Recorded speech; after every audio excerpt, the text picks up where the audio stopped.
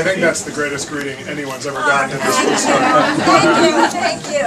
Good evening, or good afternoon. My name's Dan Chartrand. I'm the owner and founder of Water Street Bookstore.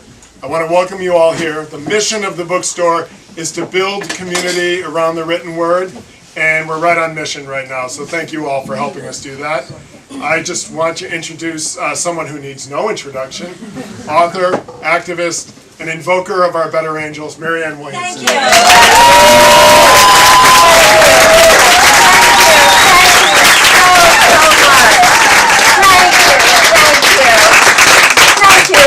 I do wish that I was here to ask for your vote, but I, as I'm sure you know, had to suspend my campaign the other day. This is a big business running for president, and we did not have the machine or the monetary resources to drive this home over this next month. So I did have to suspend my campaign. Much to my disappointment, and I'm extremely grateful to all of the people here in New Hampshire and around the country who have supported this campaign. While I'm sorry that I was not able to create the appropriate vase, we have the flowers. And the issues that I felt strongly about, that were the inspiration and the motivation for me to run to begin with, I care about as much today as I cared about then. I asked when I announced my campaign 1 year ago, I said, please join with me so that we can talk about things that matter. And to the best of my ability, we have done that. And I feel that there has been a listening for that. And I feel as strongly as ever, the American people are ready to evolve this country. The American people are ready to take things forward. And I believe that there is a constituency for that. I believe that it can be harnessed. It will not be harnessed this year in the container, which is a Marianne Williamson for President campaign. However, the evolution that we're talking about is much bigger than any one person, and it's much bigger than any one form. It is content, it is not form. And that content matters as much today as it mattered last week or the week before that. In a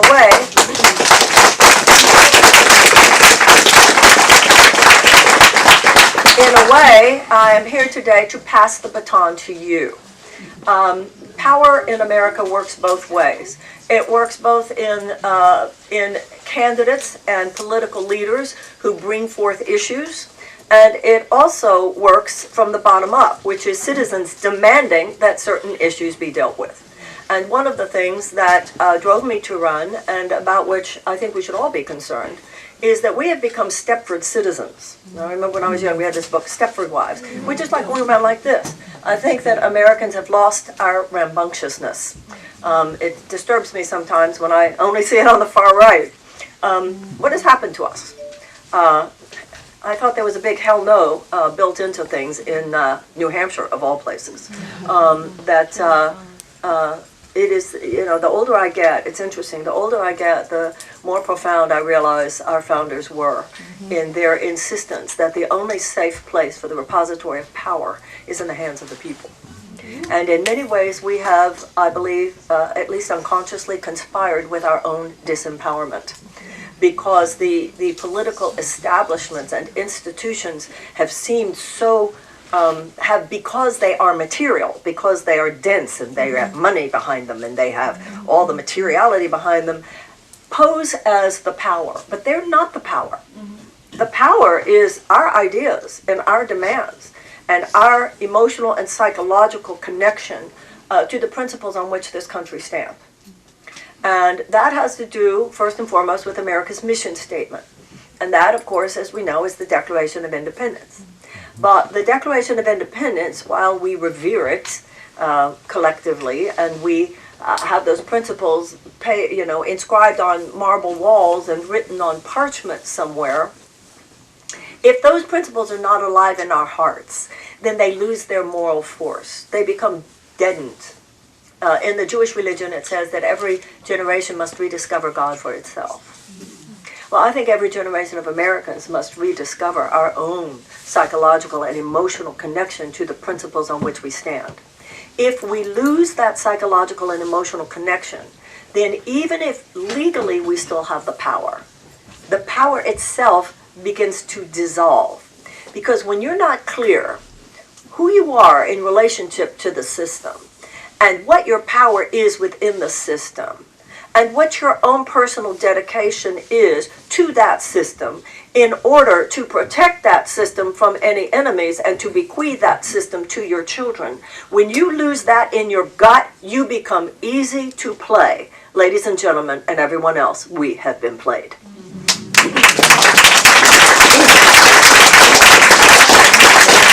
It's the 11th hour, but it is not midnight yet. So in the next month in New Hampshire, this is a perfect example. I'm here to talk to you about what I believe are the issues that constitute a season of repair in America. You see, if the Democratic candidate runs only on policies, Donald Trump will find a way to shoot them down. What you can't shoot down is a holistic vision. You can't shoot down a vision. It will be like David and Goliath. Goliath was blinded, and he can't hit what he can't see. If you're talking traditional political strategy, they'll hit at it. But if you're talking about something that's bigger than that calls people to a higher place, they can't hit at it because it's beyond their radar. But what's most important, however, is not the political strategy involved there. What's most important is that it's the right thing to do. And in everything in life, whether it has to do with our individual behavior or whether it has to do with our politics, you do the right thing and the strategy will emerge from that. Right? So I am hoping that in the things that I talk to you about today, you yourselves, to the extent to which you feel they're important, you yourself, when you go hear the various candidates that will be in New Hampshire this month, will not just take what they say is important, but you will tell them what you think is important. People have asked me if I am going to endorse a candidate. I want to endorse these issues. I want to endorse these policies. I want to endorse things. It is my hope that these issues will find seed. They've already found seed in other people's language. That has been true from the beginning. Yeah. But I hope that they will find seed in other people's policies. And that's what I meant by saying I'm here to pass the baton to you. I believe that the United States needs a season of moral repair. What do I mean by that? Well, first of all, let me tell you what I've learned about this entire political landscape since beginning my campaign a year ago.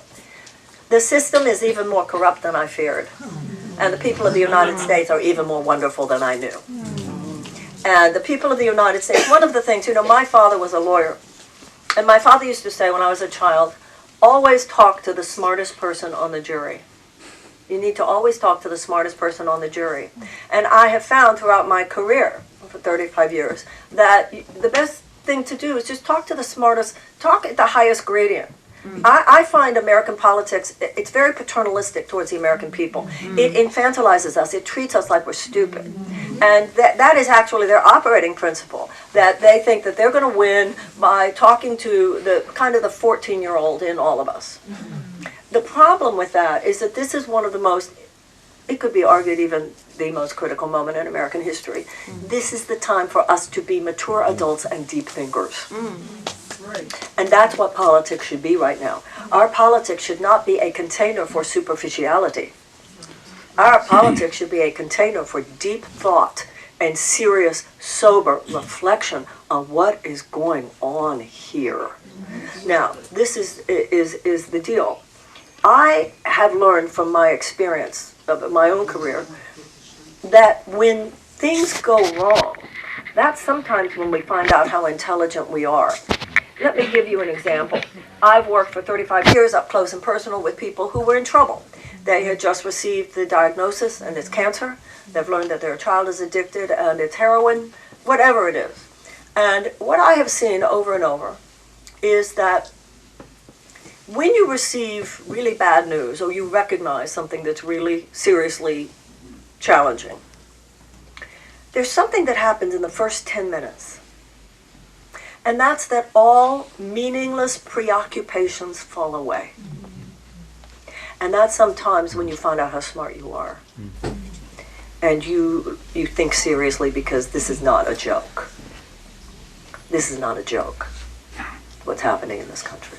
And there's not one political savior, and new paradigm leadership for the 21st century isn't even about a political savior. New paradigm leadership has to do with the leader being one who holds the space for the genius of others. And that, as a matter of fact, goes back to the whole Jeffersonian concept, that that's how it was supposed to be anyway. But too many of us have become, at least on some level, chronically disengaged from politics. Now, look, if you don't take care of your marriage, if you don't tend to it, you just might lose your marriage. And if you don't tend to your health, you just might lose your health. And if you don't tend to your business, you might lose your business. I think a lot of us are awakening to the fact that we did not tend to our democracy. In many cases, we farmed out our best thinking about it. We assumed other people were political. You know, people say, I'm not political. You're at the effect of politics, whether you are recognizing that or not. So if we farmed it out, other people will handle it. Well, guess what? They did. They sure did. And now we are where we are, 11th hour, but not midnight yet. Part of the problem that I want to speak to real quickly before we move on from that is that when I say that Americans became chronically disengaged, too many people in America became chronically disengaged from politics over the last few decades, what's really sad is that some of the people America most needs to be involved in politics have become chronically disengaged from politics. Many of those people are the people who have the most sensitive, the most forward-thinking, the most socially enlightened perspectives on life, but did not feel that politics was a container for their view of the world. So America went forward, and politics remained back in the 20th century somewhere. Many of us thought that was okay. We would make the change happen in education. We would make the change happen in business. We would make the change happen in health and wellness. We would make the change happen in whatever field we were involved in. But I think many people have awakened to the fact that, as two lines from Gandhi come to mind. Gandhi said, anybody who thinks religion doesn't have anything to do with politics doesn't understand religion. And also, when someone said to him, you're such a spiritual man, how could you be involved in politics? He said, is not politics a part of Dharma too? For those of us who come at things from a spiritual or a religious sense of inspiration and devotion, these are the last people who should be sitting out the great political and social and economic questions of our day. Because if you know what changes one heart, you're the one who knows what would really change the world. People who have a dedication to an unfoldment of things that is organic, that arises from deep within us, that arises from a sense of alignment with our deeper values and our deeper devotion to love, to the amelioration of human suffering, to the upliftment of humanity. We should not be on the periphery. We should be the biggest grown-ups in the room.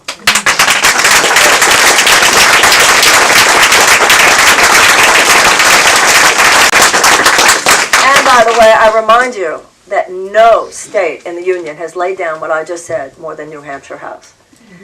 The abolitionist movement arose from the early evangelicals in New Hampshire. That's where it came from. So with all the great social justice movements in this country, the greatest social justice movements arose from spiritual foundations. It was the early evangelicals in New Hampshire. It was the early Quakers. Also, the whole issue of Quakers. I don't know if there are any Quakers in the room, but the whole involvement of the Quakers throughout our history, from our founding, in the evolution of America in the highest way. It's a great untold story of the role that the Quakers have played. Many of the leaders of the suffragette movement were Quakers, and then, of course, Dr. King. The civil rights movement was led by a Baptist preacher, right? A Baptist preacher on the Southern Christian Leadership Conference. So this idea that too many in the political establishment have created, and I think if you followed my campaign, you see how that went down. The idea that anybody who is coming from any kind of a spiritual basis is not to be allowed. That's a lane. We're not to allow that. Whatever. I would simply submit to you that that's the aberration. That the most traditional thing in America is that the voices of spirit, the voices of conscience, and the voices of love are in fact those voices that correct the course of this nation when this nation has gone astray.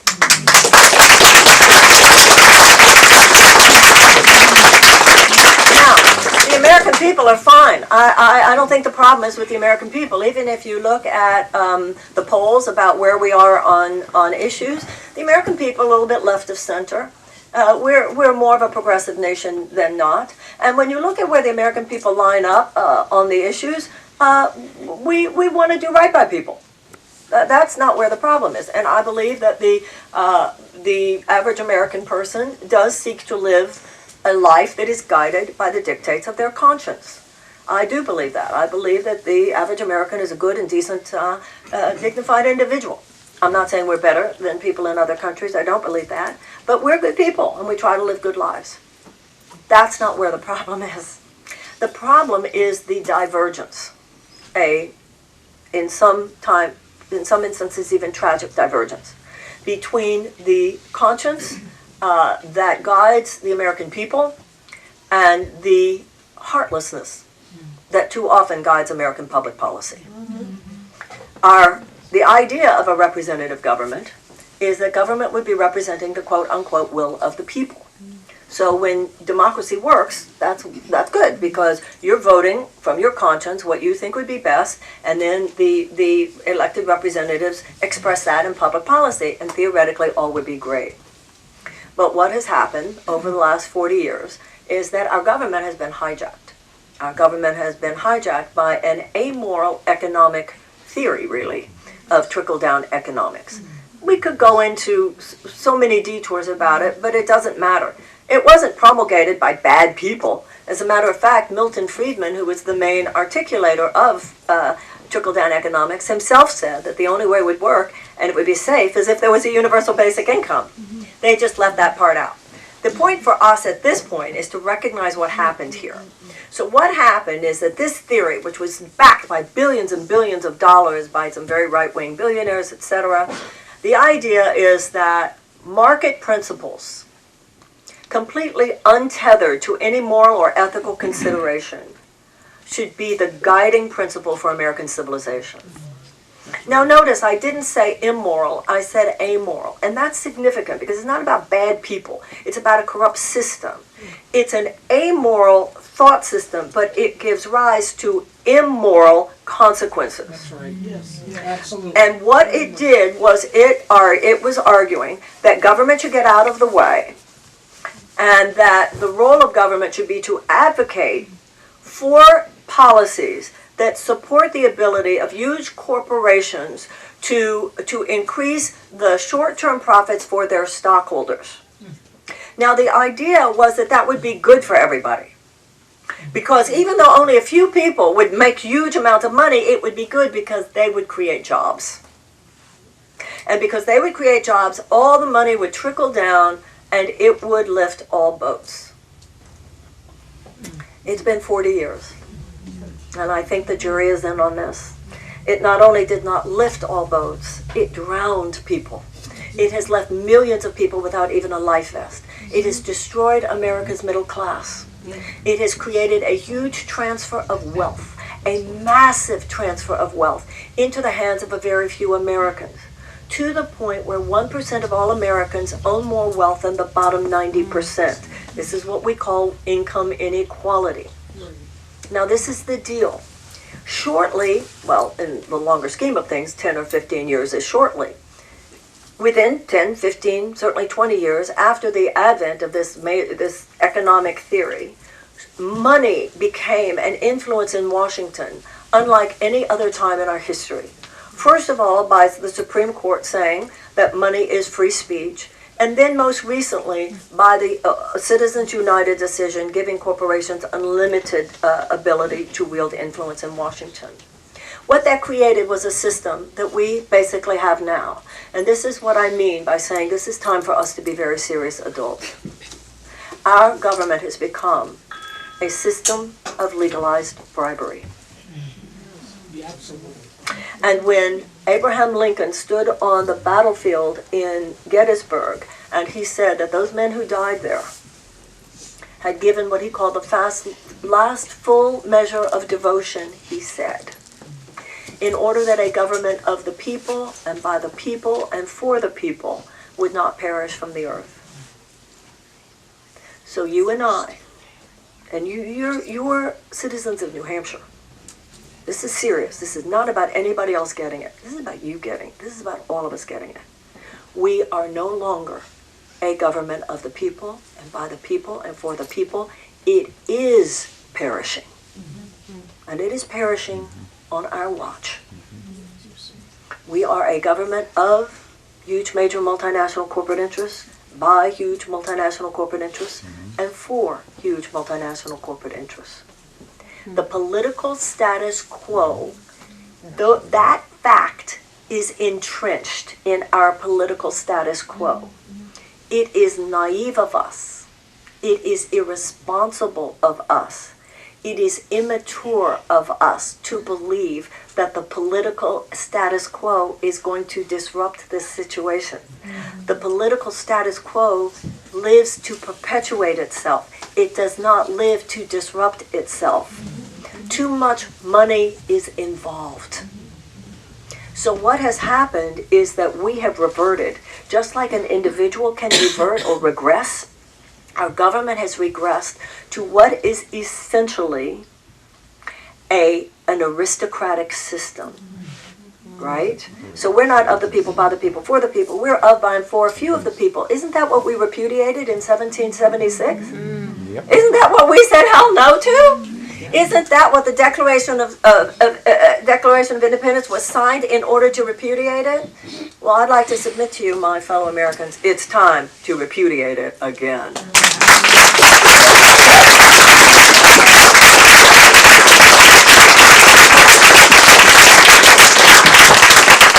Given the current makeup of the Supreme Court, we will not be able to override Citizens United anytime soon, but you need your candidate to make sure that they commit, that they will, as one of the first things they do in office, one of the first things that they do is to submit to Congress legislation for the establishment of public funding for all federal campaigns. We will not be able to deal with this until we realize that the undue influence of money on our politics, this is the cancer underlying all the other cancers. Whether it is health insurance companies or big pharmaceutical companies or gun manufacturers or chemical companies or food companies or oil and gas or agribusiness or defense contractors. As long as our government is as it is now, so under the sway of the economic influence of these forces, nothing will ultimately change. And if you have candidates who are just talking about changing a policy here or changing a policy there, that's treating the symptom. We must recognize the deeper disease. And ultimately we will need not only that legislation to establish public funding, we will also need a constitutional amendment. Now, what I hope you will make clear, if you agree with me, are the following things in terms of the candidates that you speak for. And most of them, a lot of these will be articulated by other Democratic candidates. Some won't be. But I hope I can convince you that they should be. And you'll make sure that I would, if you agree with me, that this will influence your vote. Number one, we need to repeal that 2017 $2 trillion tax cut. 83 cents of every dollar. 83 cents of every dollar goes to the very richest individuals and corporations. The middle class part of it should be put back in. The middle class part of it was a good idea to begin with. Next thing we need to do is to remove those corporate subsidies. $26 billion alone went to oil and gas last year. Next thing we need to do is to insist that the U.S. government be able to negotiate for lower drug prices with big pharmaceutical companies. One of the things I knew before I began my campaign for the presidency, but boy, I really know it now, it is unbelievable the codependent relationship that the American people have with Big Pharma. It is unbelievable. And then if you don't toe the line, Big Pharma comes after you. And I know this in every cell of my being.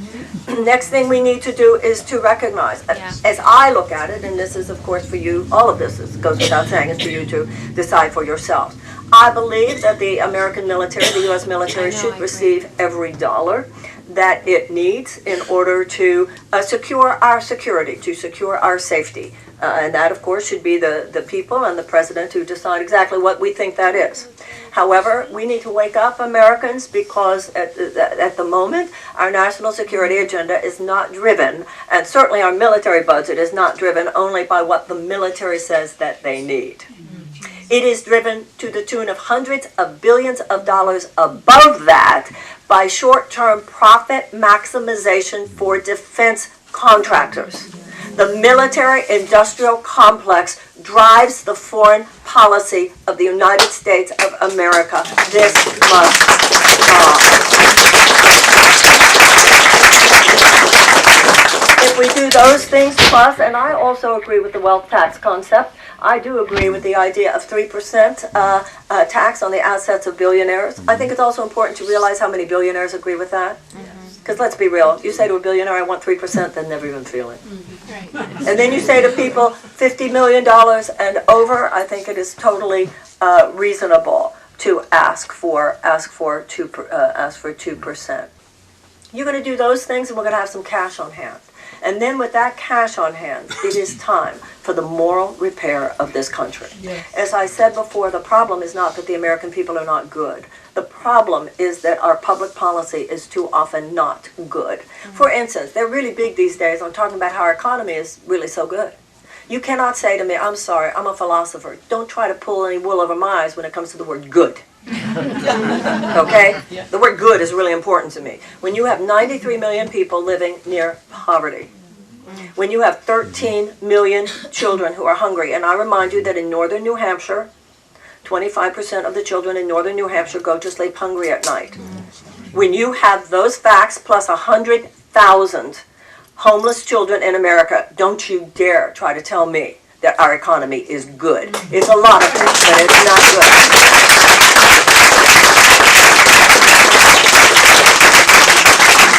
It is abundant for a particular class of people. And then you have millions and millions of other people who have been convinced over the years that if it's good for that small class, somehow it will one day be better for them. So the entire paradigm of economic abundance needs to shift. We have been trained to believe, see, this is the value of being older. This is the value of being older, because some of us remember what it was like before the 80s, right? And I'm not saying it was perfect, but we knew enough that we would laugh at this. We would laugh at this.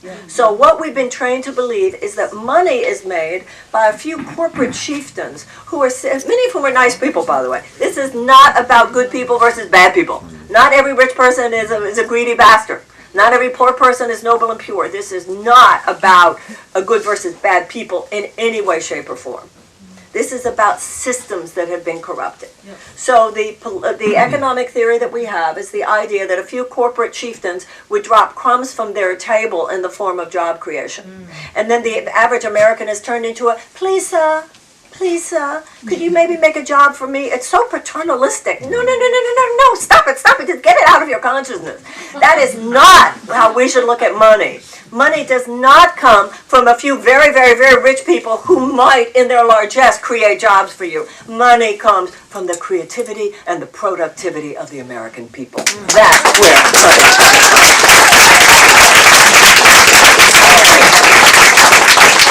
And the view of the American people, as I see it, in our hearts, is basically this. Or should be, anyway. Certainly I believe that it's what a lot of people would say if they had the words with which to say it. Basically, the view of the average American to their government, in my opinion, should be this.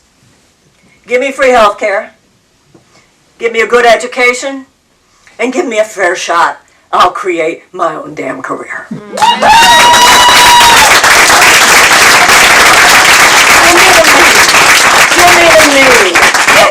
Get your boot off my neck. That's what this country was founded on. All public policy should be guided by one core principle, and it's not short-term profit maximization for huge corporate entities. The core principle that should guide all American public policy should be, what is it that would help a person thrive? Yes. Public policy should support your dreams, not thwart your dreams. I see some young people in this room. This is, in my opinion, what the relationship should be between young people and and your government. Because we seem to have forgotten this country belongs to you. Once you forget that, they can take it from you easy because you don't even realize it was taken. Right? So this, to me, should be the arrangement between the government and a young person. I'm looking at a young person right now. I want you to have free health care because I don't even want you to have to think about it. I want you to have free education because I don't even want you to have to think about it. I want to remove whatever college loans you have because I don't even want you to have to think about it. But there's a quid pro quo there. What I want you to do is make something of your life. I want you to take that investment that this country is making in you and become the woman and actualize the God-given potential that lies within you. To be appreciative of the fact that you live in a country that supports you in doing that. Be an amazing woman. Be an amazing wife, be an amazing girlfriend, be an amazing friend, be an amazing lover, be an amazing mother, be an amazing business person, be an amazing artist, be an amazing scientist, be whatever your dreams are. Because if you do that, if you spread your wings and soar, that is how America will soar.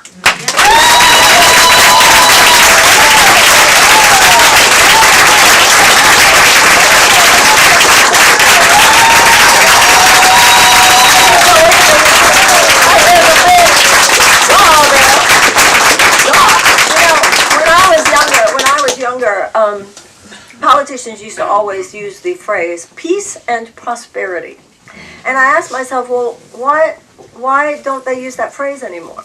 And my first thought was, oh, Marianne, there you go, I'm being a little old-fashioned again. That's a little quaint, peace and prosperity. Then I realized that's not why they don't use it. It's because that's not the goal anymore. Because if the goal is prosperity, oh, that's a whole different thing. The goal of prosperity, for instance, and that takes me to my next issue. If you want an amazingly prosperous society 10, 15 years from now, you know what you do? Take better care of your 10-year-olds today. What I have learned working with people, particularly people in trouble, is if you've got a crisis on your hands, the first place you have to look is in the mirror. You have to be willing to take a good look at yourself. Where are you not who you say you are? Where are you not living the principles that you say you believe in? Where do you need to atone? Where do you need to make an amends? Where do you need to change? Because it's kind of like when a car goes into a skid, and that's what's happening in America today. It's like we're in a skid. And all these people are telling you what they will do if you give them the wheel. But everybody knows, no, take your hands off the wheel and let nature knows how to handle this. But nature handles things when you go back to values and principles. There is no greater. There is no more egregious. There is no more immoral. There is no more intolerable or unacceptable breach between who we are as people and how we are behaving as a nation than the fact that millions of American children are underserved, at risk, and live with chronic trauma because they are not being rescued from their situations. And because these children aren't old enough to vote, they're not a constituency, they're not old enough to work, so they don't have any economic clout. I want to repeat what I said to you a few minutes ago because I hope all of you are horrified by this. 25% of all the children in northern New Hampshire go to sleep hungry at night.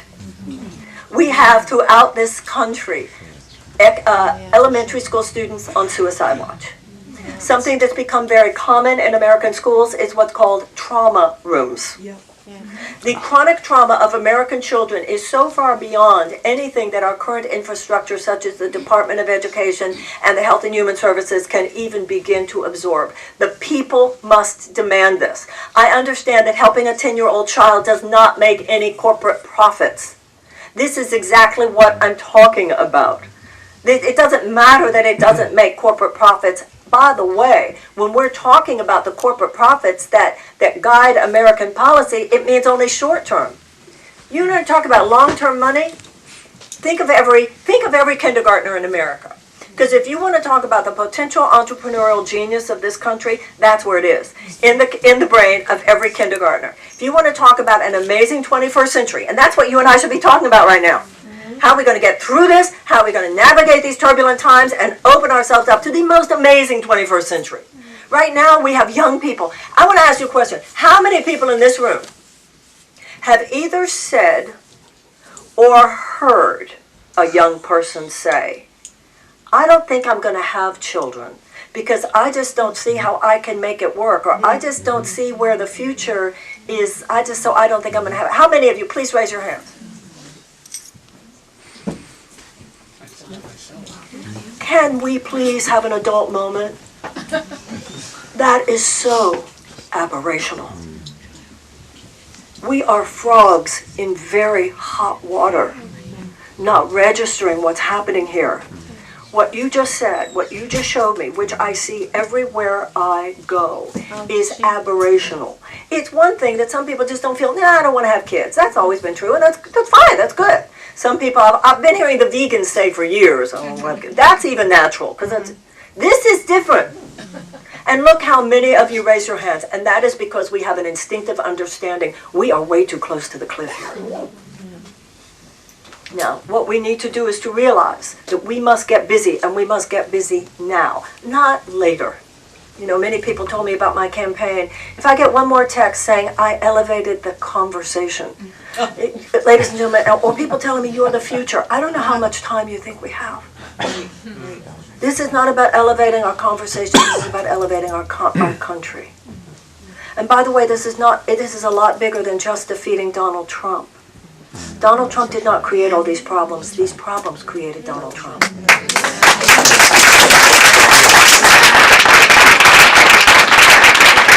If you buy into a conversation that everything's going to be fine as long as we defeat Donald Trump, we will not go over the cliff this year, but we will still remain way too close to the cliff. We will still be in the vicinity of the cliff. They have many people lined up behind him. There will be other people coming in to take up that space in the midterms in 22 and in the presidential election of 24. We have to go deeper. We have to talk about root cause. We have to do what we're doing here today, which is getting real. Getting real. This country needs to look in the mirror. All of the Democratic candidates are telling you the truth. I'm not saying they're lying to you. But what I'm saying is that it's not enough to just tell the truth right now. We need to do what you do in a court of law, tell the truth and the whole truth and nothing but the truth. And the political establishment does not want us to look at the deepest truth, does not want us to look at the deepest root causes because of how often the political establishment is the root cause.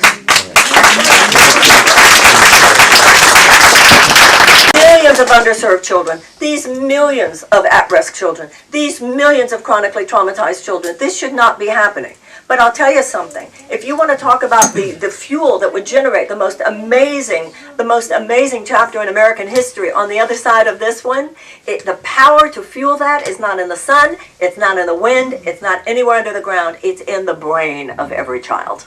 What we now know about the brain of early childhood. Every time we fail to do everything possible to help a small child actualize their God-given potential on top of everything else, we're leaving money on the table. Because think about it. We have millions of American children right now who go to school in classrooms where they do not even have the adequate school supplies with which to teach a child to read. And if a child cannot learn to read by the age of 8, the chances of high school graduation are drastically diminished, and the chances of incarceration are drastically increased. Where are these kids going to be in 20 years? And think of the money that you're that you're leaving on the table. Do any of you ever watch that show, Lock Up? You know, if you have had any experience in prison system, you meet people in there, and you go, what are you doing here? Oh my God, how did you end up here? It wasn't supposed to be this way. And you just recognize how much early childhood in America has become saturated by some societal dysfunctions and pathologies that are so great that it is almost predictable that the level of societal pathology that emerges from it, it is, like I said, is almost predictable. We must end the immoral way that we have of basing our educational funding primarily on property taxes. This is wrong. That means rich kids get a good education, poor kids don't necessarily get a good education. This is a form of passive oppression. So what I stood for in my my campaign and what I hope that you will stand on as well when you talk to other candidates is a massive realignment of investment in the direction of America's children. What I wanted was an establishment of a Department of Children and Youth. We need way more. Do we need better educational funding? That goes without saying, but it goes even beyond that. We need trauma-informed education. We need community wraparound services. We need mental health services for children and for their families. We need nutrition, and we need to realize that many of these children are traumatized even before preschool. The next pillar of moral repair that I want to talk to you about is war and peace. Obviously, right now, we see what's happening with Iran. I'm sure I don't need to tell anyone here exactly what is going on. But once again, it's not only on the level of symptom. It's not only on the level of the fact that we should never have left the Iran nuclear deal. It's not only on the level of the fact that that only strengthened the hardliners in Iran and made them even more active in Iraq. It's beyond the fact that by assassinating Soleimani, we actually made him more dangerous in death than he was in life, which is why the Obama administration and the Bush administration had chosen not to take him out. It goes beyond the violence, and I hope all of you will realize economic sanctions are an act of violence. They are violence. And I am not saying that sanctions never have a place in American as a tool in American foreign policy, because in some cases where they have to do with sanctions so that certain leaders or oligarchs can't get into their Swiss bank accounts, that can be very good. But the sanctions such as those that we have already placed on Iran, the sanctions, we did the same thing in Venezuela. It is an act of violence towards people. It does not hurt the government, it hurts the people. And the theory is, well, if you hurt the people enough, the people will rise up against their government. But the issue is, in these cases, the people know it wasn't their governments who did this. They know in so many of these cases. So what's happening after when the president withdrew from the Iran nuclear deal, he even tightened the sanctions, made the sanctions worse against the Iranian people. And just yesterday, I mean, there were so many sanctions that people were having a very difficult time already. Now they will even have more so. Be very clear what sanctions mean. It means people cannot feed their children. It means people cannot get their medicine. It means people can't get their insulin. They can't get their AIDS medicine. They can't have access. Today I was reading, it's the new ones they've done are on textiles. So I was just thinking of some company in Iran, some people trying to sell cloth, right? I mean, the things that become, we have been led into a period of time where we talk about political issues without bringing in our hearts, without bringing in our souls, without bringing in our deep humanity. And that's what's happening here. These public policies are so soulless. And you saw this with what's happened. Oh, well, we're not having military hostilities against Iran. Trust me, we're still having hostilities. And sanctions is a hostile act. Now, what I wanted, what I stood for, what I hope, once again, in terms of passing the baton to you, what I hope that you will bring up with other candidates. What about a Department of Peace?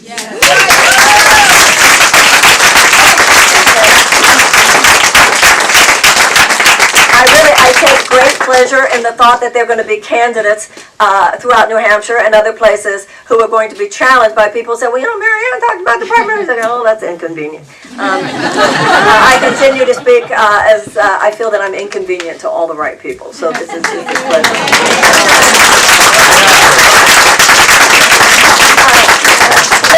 Just for you to have an idea of where your money goes. In the National Defense Authorization Bill that was passed by the House only 2 weeks ago, there was $738 billion. Now, basically our budget for defense is $760 billion. Your budget for your State Department, I hope you all remember this is your money. State Department is $40 billion.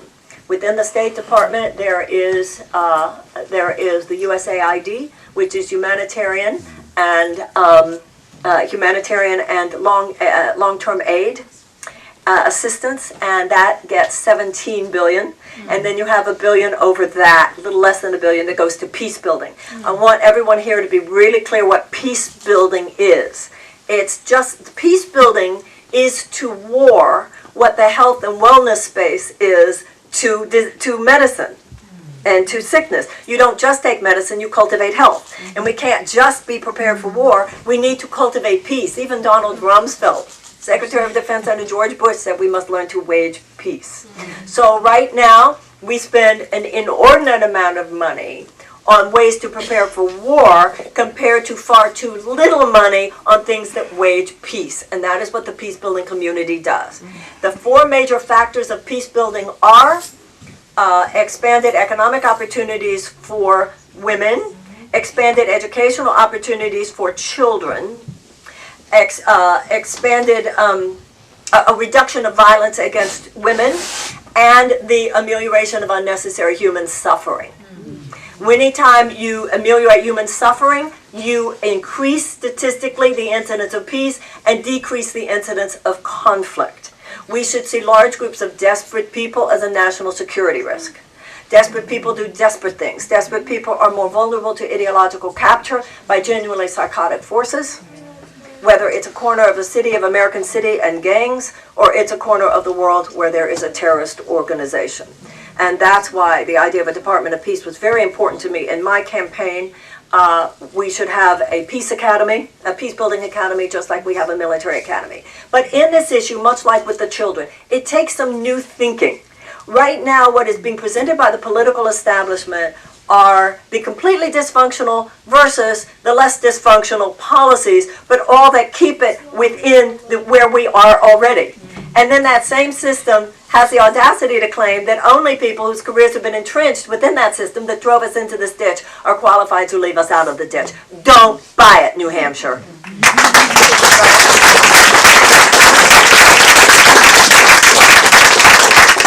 The other issue I hope that you will bring up with candidates, it was very much a part of my campaign.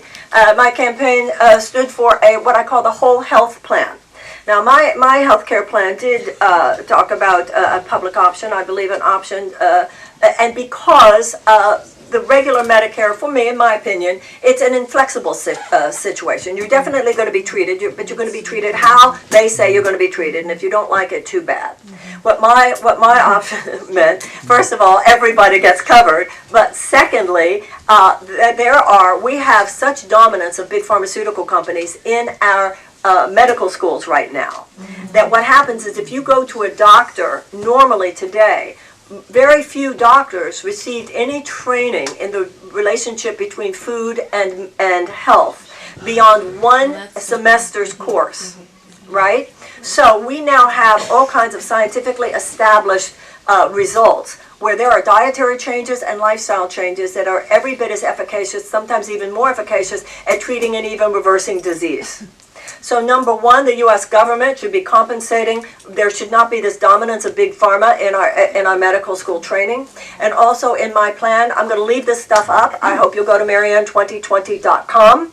And in my plan, it talks about how part of a patient's Bill of Rights would be that if you go to a doctor and you get diagnosed, and the doctor gives you a prescription that is pharmaceutical and or surgical, that it is mandated that you also be informed of any scientifically established results that are produced by dietary and or lifestyle changes, which would be just as efficacious, and punchline, insurance has to pay for that.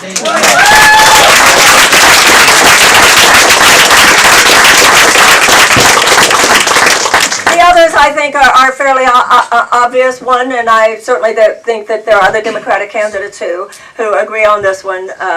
Many of us are very aware we have a climate emergency on our hands. We absolutely must take radical action within the next 7 years. There has to be a World War II mass mobilization to reverse climate change. If we do not do that, we could have levels of mass social collapse over the next 20 years that are beyond anything that we have seen in the modern era.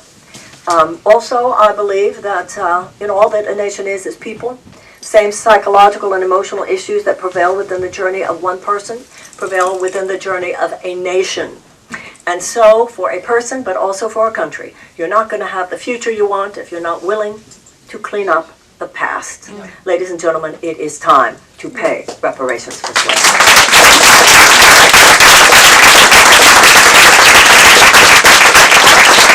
really need a lot more evidence. We really don't need another study. We kind of know what happened. So real quickly, let me be really clear with you. And black people in the room are very clear about these dates and these times and these facts. But just in case anybody isn't clear, it's worth noting.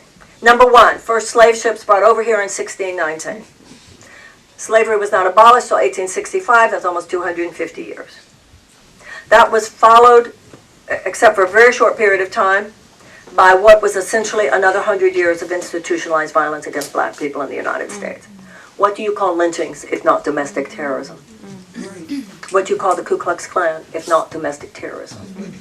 At the end of slavery, historians now believe that there were between 4 and 5 million people who were, at that point, formerly enslaved. Tecumseh Sherman, Northern General, promised to every former slave family of 4, 40 acres and a mule. Which, if you think about it, once again, we've all heard that phrase, but think about what that would have meant. You're told you're not a slave anymore. Your parents were slaves, your grandparents were slaves, unto generations going back 250 years. You're told you're not a slave anymore. Where are you supposed to go? What are you supposed to do? 40 acres and a mule would have meant you could start over. Okay? That promise was rescinded, followed by the 100 years of segregation as we know. It took 100 years from the end of slavery to dismantle segregation through the Civil Rights Act, and then the following year the Voting Rights Act, which gave black people, and thus all Americans, the opportunity to equal access to the polls. That itself started being chipped away at in 2013, which is why we have all these voter suppression efforts in our lives now. The issue of the economic gap that existed at the end of the Civil War has never been fully addressed. Now, Germany has paid $89 billion to Jewish organizations since World War II. It didn't mean the Holocaust didn't happen, but it has gone far towards establishing reconciliation between Germany and the Jews of Europe. It is time for the United States to do the same.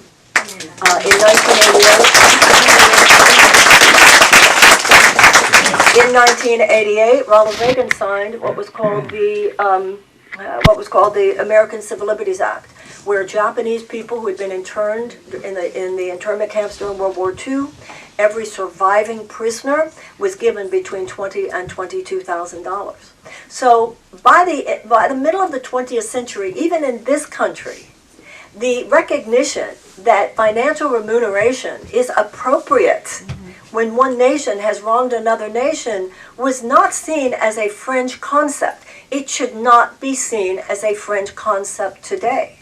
With World War II ending in 1945, and you have as much as has been cleaned up between Germany and the Jews. I mean, they certainly have some anti-Semitism problems going on in Europe now, but that is not based on the Holocaust. That's coming from another issue, as we know. We had this, our Civil War was ended in 1865. What we continue to do is pass this toxic baton, generation after generation after generation. And what I was running for president because it is time to end one chapter of American history. It is time to end things sometimes in order to open yourself up to a new one. Now, I'm very grateful. I had this, I think I covered all 6 pillars, didn't I? Is there anything, would you look at that 6 pillars on my website real quick? Did I leave anything out? Now, this is the deal. I'm so grateful to all of you for being here. And I had this date. I'm very grateful to the bookstore. Thank you, Dan, for allowing me. Also, I'll tell you something else. One of the things about me that was one of the many, she's just trying to sell books, which is almost a joke, because the truth of the matter is when you're actually a candidate, you can't even talk about your books, because it could be seen as trying to use the resources of the campaign to sell your book. But I'm not running! Please look at my book!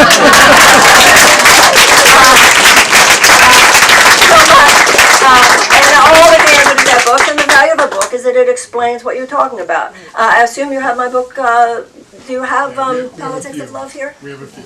Okay, so Politics of Love is the book that I wrote that actually goes into quite a bit of detail on all of those things, and once again were my motivation for wanting to run. And I hope that these are issues that you will bring up. I hope whether it's from the book or, like I said, my website, I will keep up the website. Did you see anything, Wendy? Did you look at the 6 pillars, please?